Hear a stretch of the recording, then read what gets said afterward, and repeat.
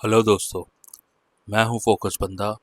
एक बार फिर लौट आया हूं सच्ची और डरावनी कहानियों के साथ।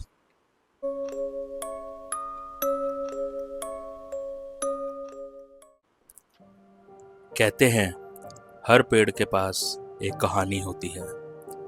किसी पेड़ ने शायद धूप देखी होती है तो किसी ने तूफान झेला होता है। पर कुछ पेड़ ऐसे होते हैं जो हवा नहीं देते, सांस ले लेते हैं। और भगवानगढ़ का पुराना एक बरगद का पेड़ उन्हीं में से एक है। दोस्तों, रात के 2 बजे गांव के उसी पेड़ के नीचे एक आदमी की लाश लटकी मिलती है। नाम था रवि मेहता, शहर का जर्नलिस्ट। लाश के पास एक कैमरा था और उसका फोन में सिर्फ एक ऑडियो फाइल मिली, एक लड़की की आवाज, रवि मुझे बचाओ। उसके बाद खामोश। लेकिन सवाल ये था, कौन थी वो लड़की और रवि उस पेड़ के पास अकेले क्या कर रहा था। भगवानगढ़ एक छोटा सा पहाड़ी गांव जहां लोग शाम होते ही घर बंद कर लेते हैं। कोई बाहर नहीं निकलता, ना कोई रास्ता क्रॉस करता जहां से पेड़ दिखाई देता था। बच्चे तक चुप हो जाते हैं जब कोई उस पेड़ का जिक्र करता है। लोग कहते हैं वो पेड़ जिंदा है, उसके पत्तों में एक आत्मा बसती है। किसी ने कभी उस पेड़ के नीचे दिया नहीं जलाया और जो जलाने गया वो कभी वापस नहीं आ पाया। गांव के लोगों के लिए वो पेड़ एक श्रापित पेड़ था, जिसे कहा जाता था बरगद का श्राप। रवि एक यंग जर्नलिस्ट अपनी डॉक्यूमेंट्री सीरीज के लिए नए हॉरर स्पॉट्स ढूंढ रहा था। उसने सुना था कि भगवानगढ़ में एक बरगद का पेड़ है जहां लोगों की मौत होती है। उसने सोचा ये सब गांव की अफवाहें होंगी और बिना डरे एक कैमरा और माइक लेकर गांव में पहुंच गया। गांव में घुसने पर सब लोग चुप हो गए। किसी ने जवाब नहीं दिया। बस एक बूढ़ा आदमी जिसका नाम था दीनानाथ, वो धीरे से बोला, बेटा पेड़ से दूर रहना, उसके नीचे सच नहीं मिलता, बस मौत मिलती है। रवि हंसा और बोला, बाबूजी मैं जर्नलिस्ट हूँ, कोई भगवान नहीं, मैं सच ढूंढने आया हूँ, मौत नहीं। बूढ़े ने उसकी आंखों में देखा और बोला, यही गलती सब करते हैं बेटा, तुम मत करना। उस रात रवि कैमरा लेकर अकेला पेड़ के पास पहुंच गया। ठंडी हवा चल रही थी, चमकता चांद और पेड़ की जड़ों में हवा ऐसे गूंज रही थी जैसे कोई वहां पे रो रहा हो। रवि ने कैमरा ऑन किया। स्क्रीन में उसको सब कुछ नॉर्मल दिख रहा था। फिर एक पल में मानो सब बदल गया।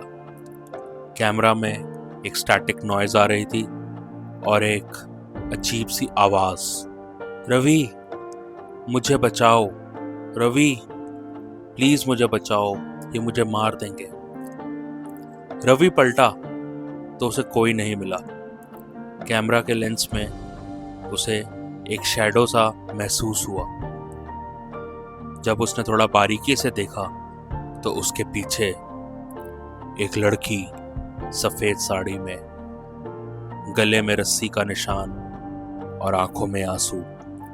वो धीरे से बोली, अर्जुन कहाँ हो तुम? रवि डर गया और बोला, कौन अर्जुन?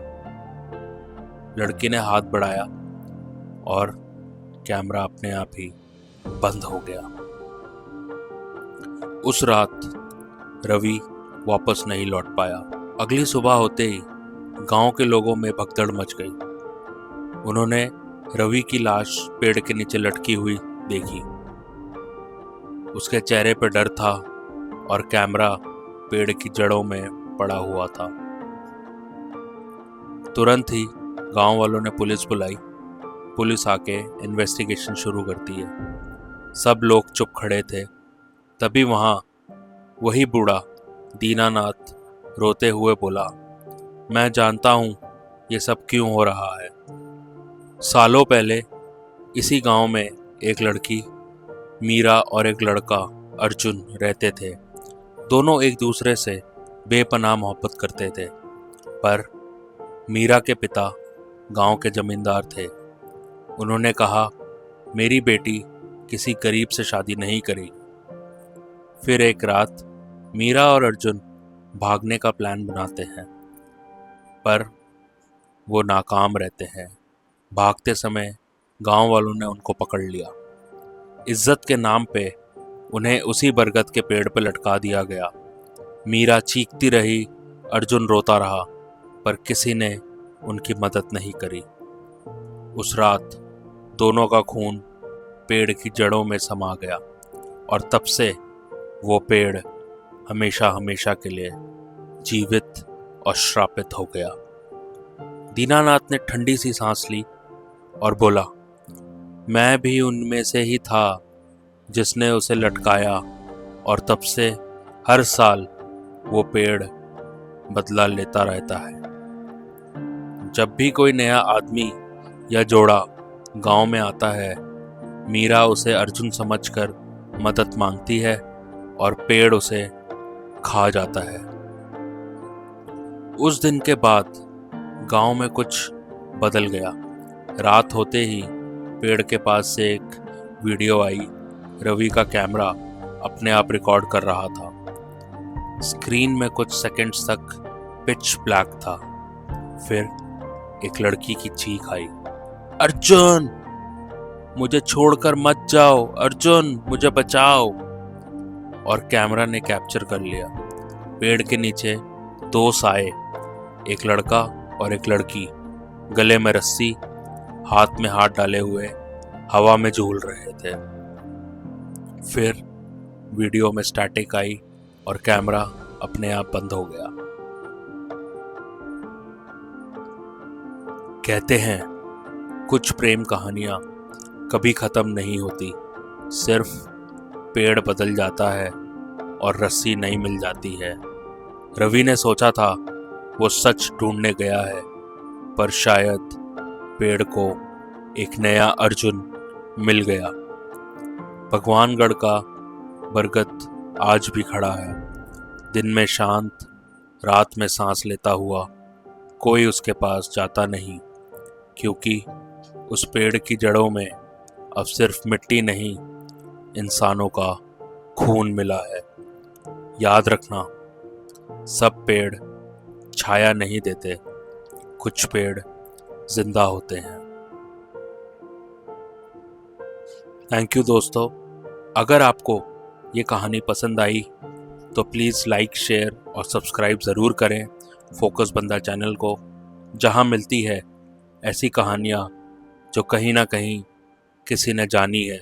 और हाँ, अगर आपने भी कभी कोई अजीब या डरावना एक्सपीरियंस फील किया हो तो उसे कमेंट करके ज़रूर बताएं। शायद अगला किस्सा आपका हो।